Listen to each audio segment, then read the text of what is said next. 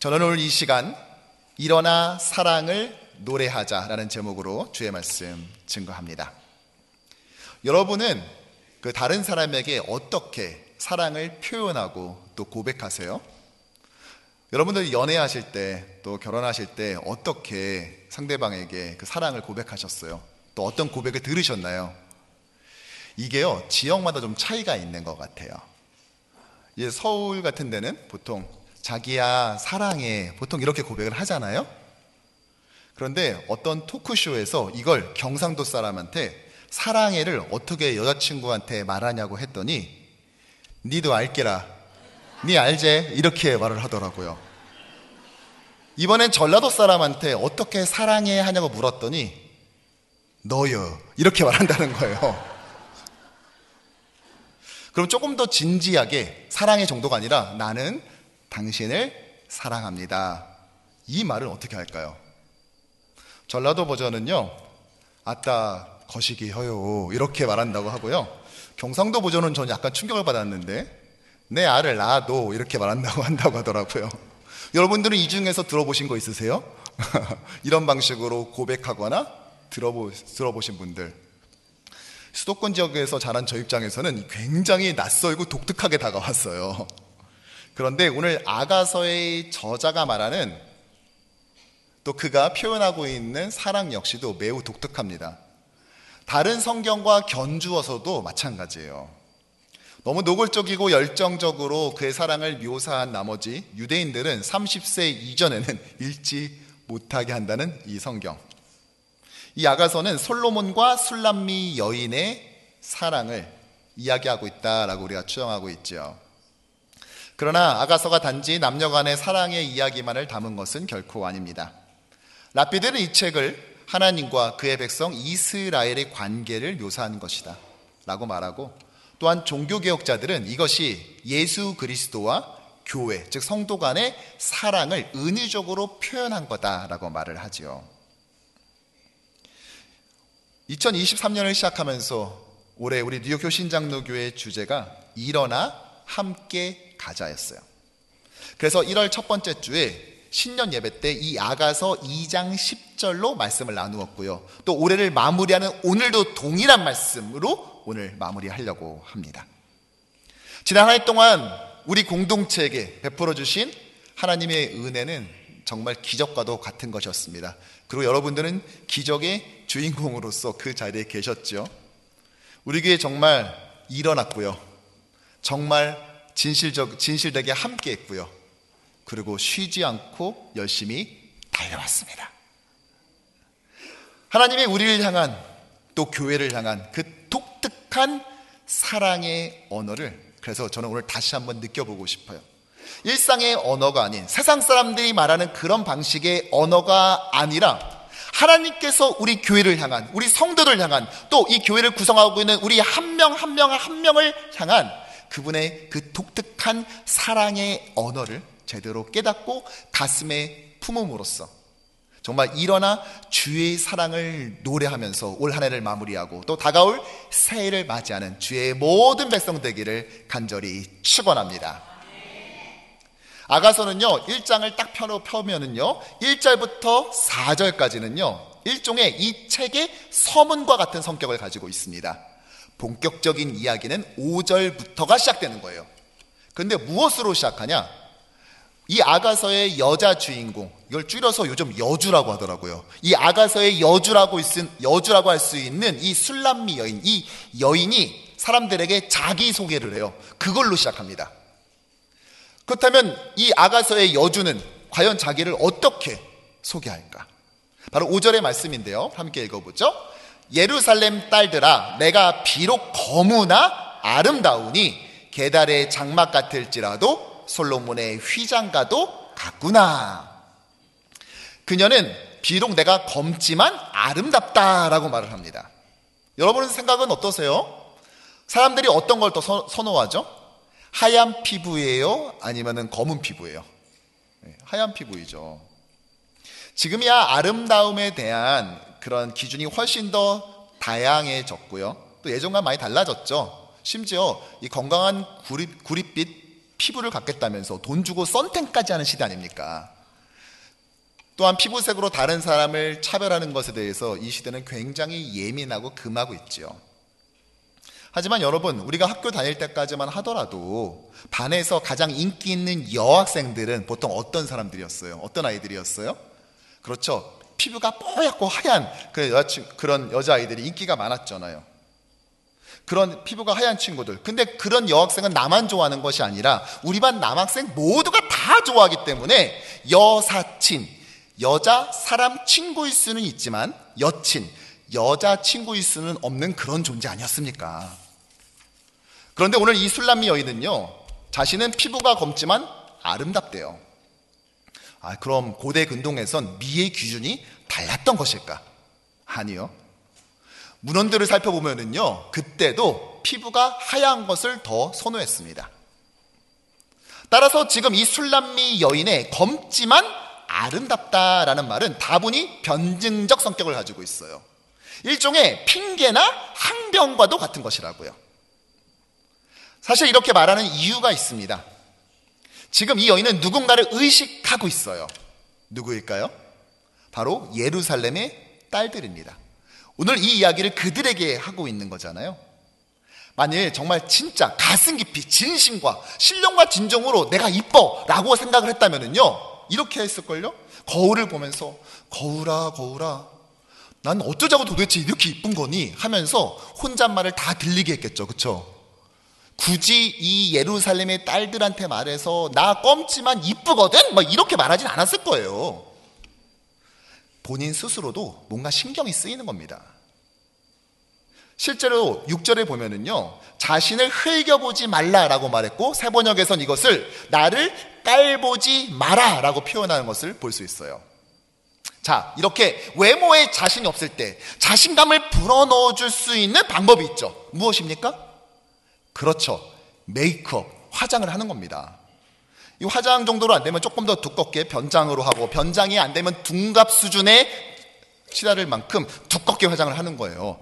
여러분들 왜 화장 지우면 못 알아보는 분들 막 있으시잖아요. 뭐 그런 것 같은 거죠. 이런 일반 계시의 은총은 사용해도 돼요. 여러분들 마음껏 사용하십시오. 여러분들, 오늘 여성 여러분들 대답해 보세요. 여러분들 화장할 때 가장 큰 고민이 무엇이죠? 그렇죠.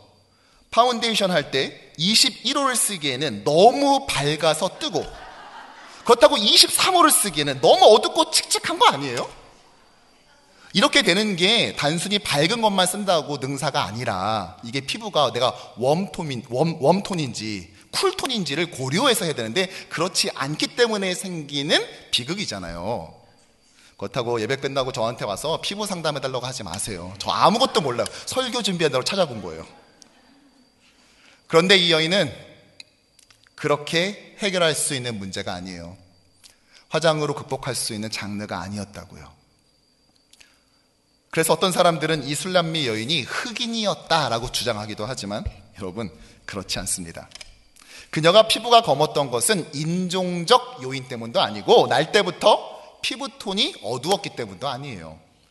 그 이유에 대해서 6절에 이렇게 소개하는데요, 내가 햇볕에 쬐어서 거무스름할지라도 흘겨보지 말 것은.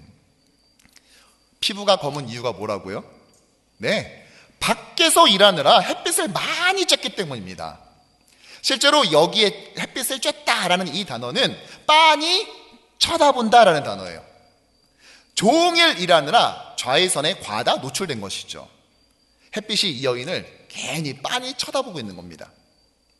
아니, 그렇다면 이 여인은 왜 굳이 이 햇빛이 쨍쨍한데 야외에서 이토록 노동을 해야만 됐던 것일까요? 그 이유에 대해서 6절 후반절은 이렇게 말합니다. 함께 읽을까요? 내 어머니의 아들들이 나에게 노하여 포도원 지기로 삼았음이라. 나의 포도원을 내가 지키지 못하였구나. 내 어머니의 아들들이니까 누구예요? 그렇죠, 오라비들. 오라버니들이 화가 나서 이 여인에게 너 내 포도원에 가서 일해 라고 시켰다는 것입니다. 그래서 심지어 오빠들 포도원 관리해 주느라 정작 나의 포도원은 지키지 못했대요. 나의 포도원을 지키지 못했다. 이거 무슨 말입니까? 야, 이 여인도 포도원 하나 가지고 있는 거예요. 그렇죠? 굉장한 부자네요. 맞습니까?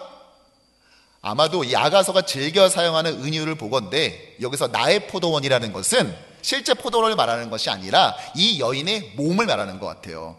그러니까 오빠 포도원 관리해 주느라 정작 내 피부 관리는 못했다. 지금 이 말을 하고 있는 것이죠. 처음에야 SPF 지수 50 플러스 선크림을 매 2시간마다 빼곡히 발랐을 겁니다. 그리고 챙이 큰 이런 모자도 많이 썼겠죠. 그런데 계속 일하다 보니까 어떻게 그래요? 결국 다 포기하게 되고 그 결과가 이렇게 까만 피부로 나왔다는 거예요. 예전에 이제 화장품 광고 카피를 보면 과일 먹지 말고 피부에게 양보하세요. 이런 카피가 있었거든요. 그런데 이 여인은 정말로 과일에 자신의 피부를 갖다 바친 거예요.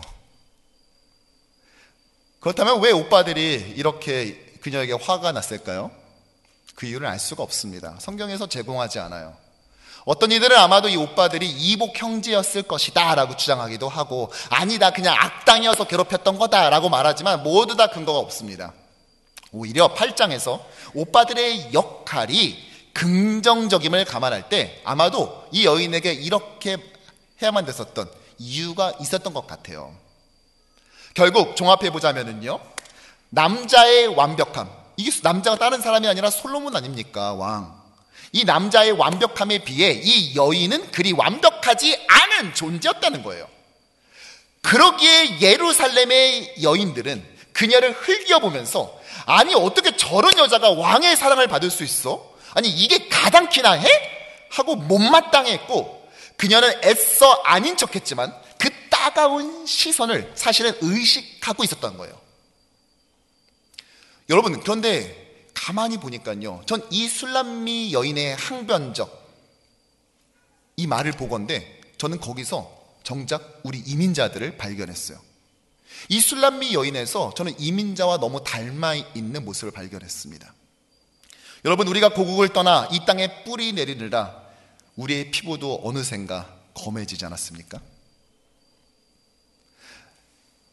이 땅에 딱 도착했더니 제일 먼저 언어의 벽부터 느끼게 되잖아요. 미국을 살아보니까요, 미국에는 두 개의 영어가 존재해요. 이게 미국식과 영국식 영어겠구나 라고 생각하겠지만 아니에요. 돈 버는 영어와 돈 쓰는 영어예요. 돈 쓰는 영어를 쓸 땐 어려움이 없습니다. 그쵸? 관광객들 와가지고 음식점 가서 돈 주고 음식 사 먹고, 던킨 가가지고 커피 사 먹는데 내가 돈을 쓰는데 내 영어를 저 사람이 알아들어야죠. 그쵸? 아무 어려움이 없어요. 그런데 문제는 돈 버는 영어죠. 이건 내가 돈을 벌어야 되기 때문에 그 사람이 알아듣게 영어를 해야 돼요. 못 알아들으면요, 마치 대역쟁이라도 된 것처럼 미안하다고 하면서 막 미안한 표정 잔뜩 지어가면서 막 안 된 알 발음 한다고 혀 막 골리고 막 이렇게 하잖아요. 왜요? 돈을 버는 영어이기 때문에. 이걸 계속해서 반복하다 보면 어느 순간인가 언어 장애인이 된 것 같은 느낌이 들 때가 있고, 그리고 그것으로 인하여서 알면서도 손해를 봐야 되고, 내가 잘못하지 않았음에도 불구하고 억울한 상황 가운데 처해 있을 때가 있잖아요. 그리고 그런 상처들이 켜켜이 쌓여 나가다 보면 어느 순간인가 굳이 그렇게까지 말하지 않아도 됨에도 불구하고 뾰족하게 말하고 더 세게 말하고 더 강하게 말해 버릇하는 한국어의 습관들을 발견하게 되죠. 이쯤 되면은요, 이젠 영어가 문제가 아니라 한국어도 문제가 되는 겁니다. 말을 하면은 나도 모르게 싸우자는 투로 말하고 있는 나 자신을 발견하게 된다든지, 나와 대화하고만 나면 사람들이 나를 피하게 되는 그런 일을 경험하게 되진 않아요? 왜 그렇죠? 왜 그런 일이 벌어집니까? 왜 억척스러움을 넘어 표독스러워져 가는 것 같은 내 자신을 발견하게 되죠? 이 술람미 여인과 같은 거죠. 야, 나 피부는 비록 까맣지만 나 아름답거든? 이렇게 말하고 싶은 거예요. 내가 지금 이렇게 된 게 아니라 나 원래 하였어. 그런데 오빠들이 나보고 이거 하라 그래서 하다 보니까 내가 이렇게 된 거야. 내가 너보다 훨씬 더 하얗고 이뻤거든? 말하고 싶은 것입니다. 무슨 말이에요? 우리 이민자들처럼 나도 지금 이렇게 여기서 사는 거지, 한국에선 나도 잘 살았어. 한국에서 나도 꽤 괜찮았다고, 나쁘지 않았어. 지금 내가 이곳에 와서 이렇게 살 뿐인 거야 라고 말하고 싶은 그 울분과 항변의 마음이 우리 안에 있지 않습니까? 어쩌면 이 술람미 여인과도 너무나 닮아 있는 우리 자신을 우리는 본문에서 발견할 수 있습니다. 그런데요, 어느 날 나의 사랑하는 자가 이 여인을 만나기 위해 그녀의 인생에 찾아왔습니다. 8절에 보면 내 사랑하는 자의 목소리로구나. 보라, 그가 산에서 달리고 작은 산을 빨리 넘어오는구나. 그는요, 달리고 또 넘어서 옵니다. 이게 지금 평지가 아니라 작은 산들이에요. 그런데 달려요. 왜요? 한시라도 빨리 이 여인을 만나기 위해서예요. 그리고 드디어 그녀의 집문 앞에 도착해요. 그리고 창문 너머로 지켜봅니다. 바로 9절의 말씀인데요, 함께 읽어볼까요? 벽 뒤에 서서 창으로 들여다보며 창살 틈으로 엿보는구나. 자, 그러면서 그 다음에 등장하는, 이제 이 여인을 불러내는 이 남자의 목소리가 나오는데, 그게 바로 올 한 해 우리의 주제 구절인 2장 10절이에요. 시작. 나의 사랑하는 자가 내게 말하여 이르기를, 나의 사랑 내 어여쁜 자야, 일어나서 함께 가자. 아멘. 개역개정에서는요, 함께 가자라고 했어요. 그래서 우리는 이것이 마치 청유형, 권하는 막 이런 것처럼 느껴지죠. 하지만 그렇지 않습니다. 심지어 어떤 신학자는요, 함께 가자라고 번역한 저 번역은 사실상 오역에 가깝다라고 말해요. 이유가 무엇일까요? 사실은 저 문장이 모두 다 명명문이기 때문이에요. 바로 쿠미, 일어나라, 그리고 올레키, 나오라, 가라 라는 명명문이라고요. 즉 아가서에서 무려 22번이나 반복되는 나의 사랑 내 어여쁜 자야 라는 이 말은요, 이 두 개의 명명 사이에 끼어 있는 것입니다. 명명이 앞뒤로 감싸고 있는 구조를 취하고 있다고요. 왜 그럴까요? 아니, 왜 이 왕은 이 여인에게 그냥 좀 따뜻하게 말해주지 왜 명명문으로 굳이 자신의 사랑을 말해야 됐을까요? 이에 대해서 한 학자는 이렇게 정리했더라고요. 한번 이 해석을 들어보세요. 나오라라는 이 명명형 동사도 불쾌하지 않다. 거기에는 사랑하는 자, 어여쁜 그대에게 푹 빠진 솔로몬의 사랑이 자음과 모음 속에 터지도록 채워져 있기 때문이다. 여러분 정말 멋지지 않습니까? 왜 나는 이런 문장을 만들 수 없는 걸까요? 예. 그런데요, 전 그럼에도 불구하고 왜 그가 명명형으로 이 여인을 나오라 했을까? 저는 이게 왠지 오랫동안 제 마음에 남았어요. 더 묵상이 됐습니다. 그는 왜 굳이 명명형으로 자신의 사랑을 노래했을까? 안 그래도 지금 주눅이 들어있잖아요. 아니, 자존감이 넘칠 때야 상관없지만 지금 스스로가 주눅 들어있는 상황에 신분도 차이가 있겠다. 이게 그녀를 더 위축시키지는 않을까라는 생각이 있었던 것이죠. 그런데요, 이 여인의 입장에서 가만히 생각해 보니까 이게 엄청난 배려이자 사려 깊은 행동이더라고요. 이 술람미 여인은요, 앞서 살펴본 것처럼 별로 내세울 게 없는 여자예요. 오빠들의 노염을 받아 포도원에서 일하게 됐고 태양을 마주하며 땀 흘려 일했기 때문에 그 결과 피부는 까매졌습니다. 솔직히 이 여인보다 훨씬 더 아름답고 고귀한 신분에 아무 흠 없는 여자가 질비했다고요. 내가 봐도 나 별로란 거 나도 안다고요. 그런데 만일 왕이 자신을 찾아와서 창밖같아서 너 한번 나와볼래? 라고 한다면 여러분 나갈 수 있을까요? 안 그래도 지금 내가 낄 자리인가 싶어서 주저하고 있는데 오려면 오고 바쁘면 또 어쩔 수 없고, 여러분 이러면은요 못 나가죠. 이럴 때는 어떻게 해주는 게 진정 이 여인을 위한 것입니까? 그렇죠, 단호하게 명명문을 써가면서 강력한 왕의 의지를 드러내줘야 하는 것입니다. 아니, 저분이 나오라잖아요, 명명하시잖아요, 저 그래서 나가는 거예요 라고 할 수 있게 해줘야 된다는 것이죠. 저는요, 전에 이렇게 명명문으로 자신의 사랑을 보여주는 아주 좋은 예를 드라마 한 장면에서 본 적이 있어요. 제가 그 드라마를 전체 보지 못하고 워낙 그게 유명한 장면이라 이렇게 짧게 편집돼서 돌아다니더라고요. 이 남자 주인공이요, 자기가 사랑하는 여자 주인공한테 이렇게 술을 따라주고 술을 딱 놔두면서 뭐라고 말하냐, 이거 마시면 나랑 사귀는 거다, 이렇게 말하더라고요.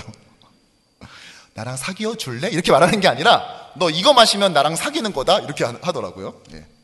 지금 청년부 지체들도 많이 와서 예배드리고 있는데요, 오해하지 마세요. 꼭 술을 마셔야 사랑을 얻을 수 있는 건 아니에요.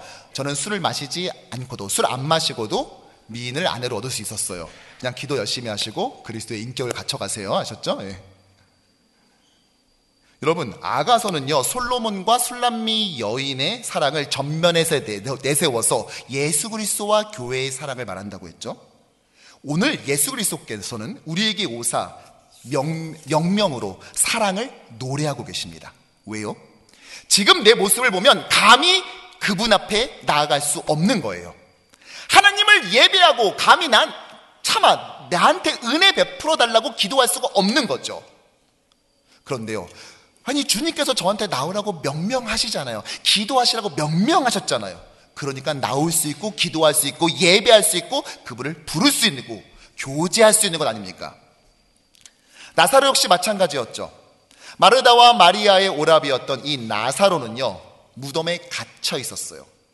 아니 사망의 권세 속에 갇혀 있는데 어떻게 나옵니까? 못 나오죠. 근데 그때 어떤 일이 벌어졌습니까?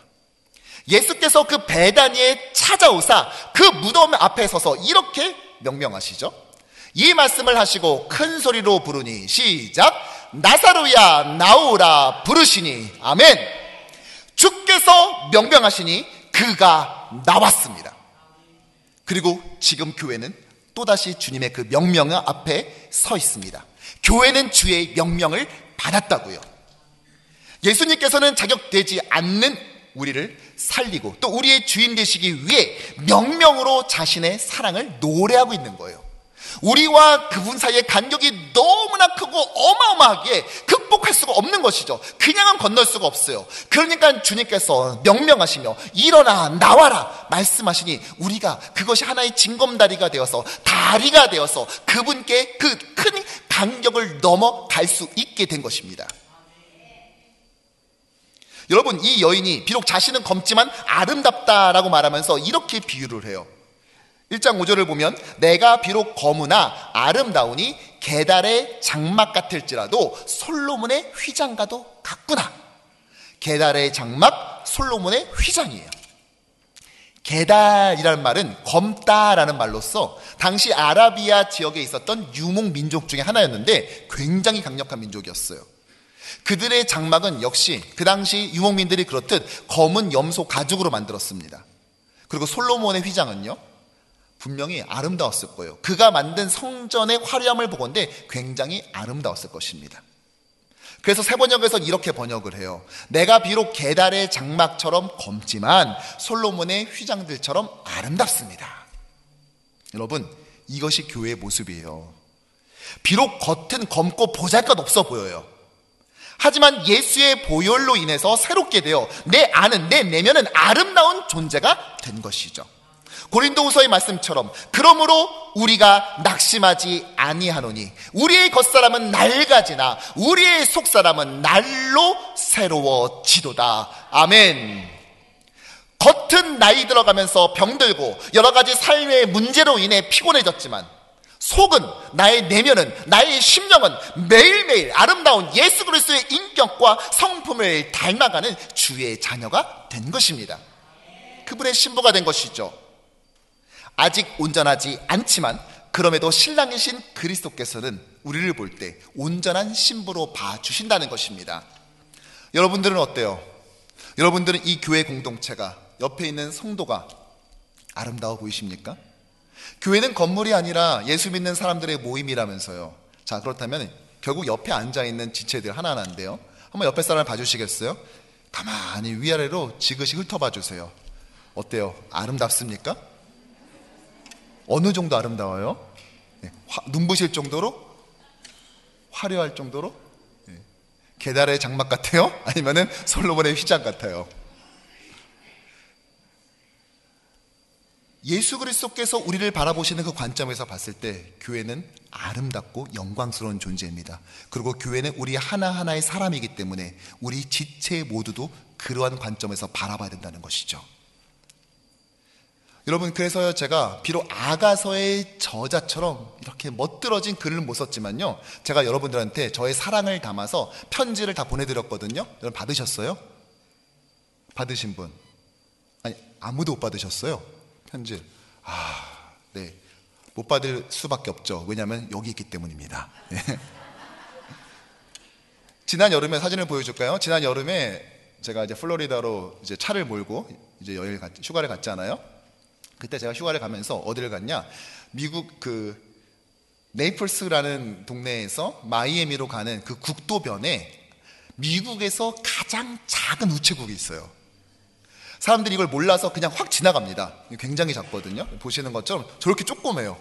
또 다른 사진 보여줄까요? 네, 저 안에서 근무하시는 분이 계시는데요. 사진을 이제 보시면은, 네, 저분 혼자서 근무하기에도 빠듯한 면적이에요. 미국에서 제일 작은 우체국이 바로 저 우체국입니다. 제가 그 배우는 여행할 때도 말했지만 저는 공부하면서 여행 가는 스타일이라 미리 찾아보고 놓칠까봐 미리 찍어서 저길 가게 되었어요. 그곳을 딱 가는데요, 이 장거리 여행을 했잖아요. 장시간 운전을 하다 보니까요, 뭐 할 게 뭐가 있겠어요. 예. 제가 아내랑 같이 신방을 다니니까, 그 당시만 해도 제가 부임한 지 한 뭐 9개월, 8개월 됐을 때라서 지난 그 기간 동안 성도들을 신방하면서 성도들의 그 아름다운 신앙의 간증들, 또 교회를 사랑하는데 어쩜 그렇게 순수하게 사랑하는지 막 그런 간증들, 이야기를 보면서, 야, 우리 그때 그 권사님 좀 신방했잖아. 야, 참 그 권사님 너무 대단하시지 않아? 맞아.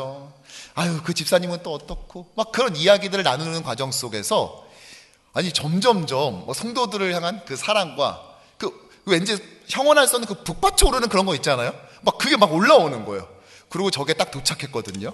근데 거기에 엽서를 판대요. 기념 엽서를. 그래서 이거 어떻게 하면 되냐니까, 이거 1불 주고 사면은 이거 써서 놓으면은 붙여준다는 거예요, 이거를. 그래서 달라고. 그래서 그 자리에서 여러분께 제가 편지를 썼어요. 그 마음에 북받친 감정을 담아서 썼는데, 이게 워낙 덥고 습하고 또 갑자기 쓰게 돼서 제가 뭐 문장력이 없으니까 그냥 하여튼 그 순간 그 마음을 담는다고는 담았는데, 제가 이 자리에서 그래서 오늘 읽어드리겠습니다. 네. 사랑하는 뉴욕 효신장로교회 성도 여러분, 주의 은혜와 평강이 모든 분께 있기를 소원합니다. 우리 교회와 성도 한 분 한 분은 저에게 주께서 주신 최고의 선물이자 또 기쁨입니다. 몹시 보고 싶고 또 그립습니다. 여행 중 앞으로 효신 가족들과 함께 만들어갈 미래를 그려보고 구상하고 있습니다. 주께서 우리 모두에게 평강 주시기를 기도하며 7월 27일 플로리다에서 김광선 담임 목사 드림 하고 편지를 딱 붙였어요. 이게 제가 여행 끝나고 돌아오기 전에 얘가 먼저 도착해서 드는데 안 와 있는 거예요. 그래서 왜 없지? 라고 물어봤는데 행정 목사님께 여쭤봤더니 이미 와 있었는데 서프라이즈를 하려고 본인이 가지고 숨겨놓고 있었어요. 그래서 제가 달라고 해가지고 오늘 같이 설교, 올해가 가기 전에 올해 마지막 주일에 정말 의미 있게 여러분께 드디어 읽어드릴 수 있게 되었어요. 여행을 하면서 이 귀한 성도들을 주신 하나님께 너무나 감사했고요, 그 사랑을 표현하고 싶었어요. 그리고 이분들과 함께 무엇을 또 만들어갈까 함께 고민했어요. 그러다가 만들어진 것이, 그러면서 완성된 것이 바로 한여름밤의 꿈이라고 하는 교회에서 하는 바캉스, 교캉스 프로그램이에요. 이렇게 성도들을 떠올릴 때마다 단 1초의 머뭇거림 없이, 주저없이 사랑한다 말할 수 있게 하신 하나님을 찬양합니다. 이런 교회 담임 목사인 것이, 또 서로가 서로에게 성도인 것이 얼마나 감사한지요. 여러분, 그러나 이 감사는 여기서 멈춰서는 안 됩니다. 우리는요, 이 감사를 머금고 어디로 가야 될까요? 이제 이 사랑을 머금고 일해야 돼요. 보여줘야 돼요. 행동해야 돼요. 명령형으로 너 이제 일어나서 나와라 라고 말한 다음에 곧장 뭐라고 말하는 줄 아십니까? 11절에 이렇게 말합니다. 겨울이 지나고 비도 그쳤고. 겨울, 정확히 말해서 10월과 4월까지가 우기예요. 이스라엘의 우기라고요. 이때가 겨울이에요. 그러니까 겨울이 지났고 비도 그쳤고 우기도 그쳤다라는 말은 사실상 똑같은 말인 거예요. 어떤 분이 이걸 이렇게 표현했더라고요. 어차피 사랑에 빠져있는 사람한테는 계절의 변화가 의미가 없다는 거예요. 4계절 모두가 사랑하기에 충분한 계절이라는 거예요. 겨울은 추우니까 어딜 못 나가잖아요. 그래서 그럼 사랑을 하지 않냐? 그게 아니라 집 안에 머물면서 사랑하는 사람을 계속해서 묵상하고 생각하는, 즉 생각으로 사랑하는 계절이고, 이제 봄이 되면 어떤 일이 벌어집니까? 겨울이 지났으니까 뭐가 와요? 봄이 오는 거죠. 봄이 오면은요, 이제 나갈 수 있잖아요. 그러면 이제 사랑의 활동을 하는 계절이 봄이다 라고 했는데, 야, 저는 완전히 동의가 되더라고요. 여러분, 이제 우리 뉴욕 효신 장로교회는요, 겨울을 지나서 봄을 맞았습니다. 이제는 우리를 사랑하신 예수 그리스도께 나 역시도 주님을 사랑한다는 것을 행동하는 사랑을 통해서 증명하고 보여줄 수 있는 계절이 우리에게 도래했다고요. 오늘 예배가 끝나고 지하 침교실에 가면은요, 올해 마지막 식사인데요, 굉장히 아주 미닝풀하고 굉장히 의미 있고 굉장히 아주 특별한 음식이 준비되어 있습니다. 이름하여 곰탕인데요, 이 곰탕이 매우 특별한 곰탕이에요.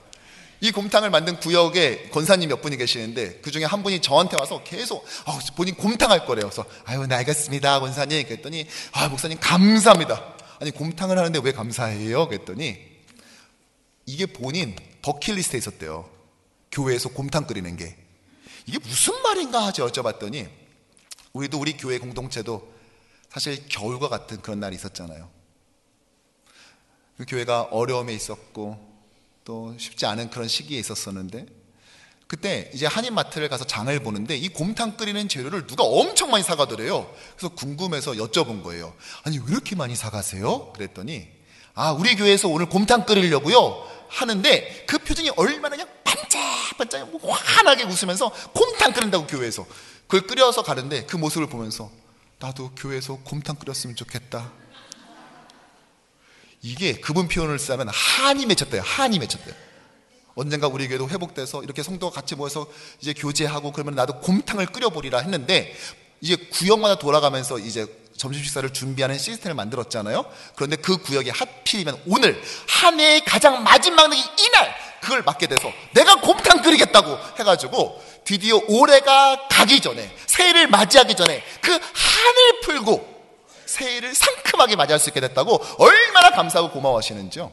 그저께부터 준비했거든요. 금요일부터 준비를 했는데 토요일은 아예 오전부터 와서 준비하고요, 어젯밤에는요 집에 가시지 않으셨어요. 이 여인들이 집에 가지 않으시고 교회에서 오면서, 제가 몰랐는데 곰탕을 뭐 이렇게 저어주고 뭐 이렇게 들여다봐야 된다면서요. 곰탕의 핵심은 오랜 시간 끓이는 게 핵심이라고 하더라고요. 그래서 그거를 집에 안 가시고 교회에서 주무시면서 이걸 틈나는 대로 와서 계속 적고 들여다보신 거예요. 오늘 그 곰탕을 여러분들 드셔보실 수 있습니다. 제가 집에 좀 가셨나 아니면 뭐 주무시나 싶어서 어저께 한 밤 늦게 내려가 봤어요. 그랬더니 팔을 써시는데 두 분이 얼마나 재밌는지, 그 웃는 소리가 1층까지 막 소리가 들리는 거예요. 막 뭐가 그렇게 재밌는지 막 웃으면서. 여러분, 이거 한다고 뭐 1인당 얼마씩 저희가 페이 안 하잖아요. 본인 에너지 쓰면서 본인 돈 써가면서 이걸 준비하는데 뭐가 그렇게 행복한지. 왜요? 여러분, 원래 사랑은 그런 거예요. 사랑하면 내 돈 쓰고 내 시간 쓰고 내 에너지 다 쓰고 그 먼 거리 데려다 주고 다시 오느라고 나는 이미 차가 끊겼지만 그래도 행복하고 기쁜 것이 바로 사랑하는 것입니다. 교회를 그렇게 사랑하니까 그것이 너무 기쁜 것이죠. 그러면서 그렇게 하얗게 밤을 지새우는 그분들을 보면서 바로 이것이다, 바로 이것이다. 오늘 2023년 뉴욕 효신장로교회 10대 뉴스를 뽑아서 오늘 실어봤습니다. 오늘 송고영신 예배에 오시면은요, 지면이 아니라 영상으로 이제 보실 수 있으니까 꼭 현장에 와서 보시길 바랍니다. 여러분들, 이것들을 하나하나 정리하면서, 이것들을 하나하나 보면서 느껴진 것이 뭐예요? 와, 우리 교회 대단하다, 우리 교회에 저력 있다입니까? 아니요. 하나님께서 우리 교회를 정말 사랑하시는구나, 바로 이것입니다. 우리가 처해 있던 상황은요, 우리 힘으로 도저히 나올 수 있던 상황이 아니에요. 예수 그리스도께서 친히 명령으로 나와라 말씀하시니까 우리가 그 늪을 뚫고 그 수렁을 뚫고 비로소 나올 수 있었던 것이 아니에요. 그러니까 오늘 이것을 보면서 하나하나 느껴질 것은 무엇입니까? 다 하나님께서 하셨습니다. 우리를 향한 주님의 사랑을 감당할 수 없습니다. 주의 사랑이 내게 이미 족합니다 라는 고백인 것입니다. 그래서 우리가 20대 뉴스 하나하나를 바라보면서요, 오늘 송광식 예배 딱 하나하나 영상으로 볼 때요, 정말 하나 끝날 때마다 우리 지난 공동회 때처럼 아멘 아멘 하면서 소리 질러가면서 그걸 할 때마다 우리 교회 베풀어 주신 그 하나님의 뜨거운 사랑을 되새기고 나 역시도 그렇게 내 지체를, 우리 교회를 사랑하겠노라 다짐해야 될 것입니다. 말씀을 정리하죠. 우리 모두 사랑 고백을 받는 방법은 다를 수 있어요. 어떤 분은 사랑해 하고 받고 어떤 분은 너요 라고 받을 수도 있어요. 하지만 공통적인 사랑 고백을 우린 다 들었습니다. 바로 명명에 담은 사랑 고백, 예수께서 우리에게 하신 바로 그 고백을 말이죠. 유럽에서는 사랑 고백을 할 때 세레나데 이걸 한다면서요. 이 세레나데라는 말은 원래는 저녁의 음악이란 뜻이에요. 여인이 창가에 딱 있으면은요, 밑에서 그 남자가 막 사랑의 노래를 부르는 거래요. 그래서 사랑의 세레나데 이렇게 말하잖아요. 하지만 우리의 세레나데는요, 즉흥적인 감정에 북받쳐 쓴 것이 아닙니다. 예수께서 자신의 피로 친히 쓰신 노래예요. 그 엄청난 사랑을 받을 자격이 없음을 알기에 머뭇거리는 우리에게 주님은 명명에 담아서 그 사랑의 세레나데를 전해주셨습니다. 압도하는 은혜로 그 사랑 가운데 거하게 하신 것이죠. 이민자로 살아가면서 소수인종으로 신분 때문에, 언어 때문에, 안정되지 않는 경제적 상황 때문에, 비즈니스의 여러 문제로 인해서 내가 봐도 내 자신이 한없이 초라하게 여겨질 수 있지만 주님은 우리에게 일어나 뛰어서 나에게 오라 명명하십니다. 그리고 언젠가 그 사랑하는 주님을 우리는 만나게 될 거예요. 요한계시록에서 말한 것처럼 우리가 즐거워하고 크게 기뻐하며 그에게 영광을 돌리세 어린 양의 혼인 기약이 계속 이르렀고, 시작, 그의 아내가 자신을 준비하였으므로. 아멘. 예수의 재림은 어린 양의 혼인잔치이고 우리는 혼인의 당사자로서 그분의 신부이기 때문인 것입니다. 근데 우리 매일매일은 무엇입니까? 그냥 버티는 시간이 아니에요. 우리는 그의 아내가 자신을 준비하는 시간이래요. 그러므로 우리의 이민 생활은 매일 기약 없이 버텨가는 삶이 아니라 신랑을 맞이할 준비를 하는 삶인 것입니다. 여러분, 결혼식을 할 때 제일 여자가 기뻐할 때가 언제입니까? 물론 결혼장에 들어갈 때도 행복하죠. 그런데 결혼식을 준비할 때 아니에요? 웨딩드레스는 저걸 입을까 저걸 입을까, 그 다음에 입는 파티 드레스는 저걸 입을까 저걸 입을까, 립세션은 어떻게 할까, 데코레이션은 어떻게 하지, 누구를 초대하지, 이거를 꿈꾸고 결혼식을 준비할 때가 더 행복하지 않아요? 우리의 이민 생활은 이렇다고요. 어떻게든 버텨보자, 어떻게든 성공한 이민자의 삶으로 살아보자 라고 버티는 삶이 아니라 우리는 신랑이 오기를 기다리고 있는 신부의 삶이 바로 우리 이민 생활의 정체성이고, 그래서 우리의 매일매일은 설레고 기쁠 수 있는 것입니다. 이제 일어나서 그의 사랑을 노래합시다. 그리고 그를 위해 함께 일합시다. 우리의 사랑을 보여주는 행동의 사랑, 행동하는 사랑의 계절, 그 봄날이 우리에게 왔습니다. 이제 우기와 겨울은 다 지나가고 우리에게 허락하신 이 봄날이었습니다.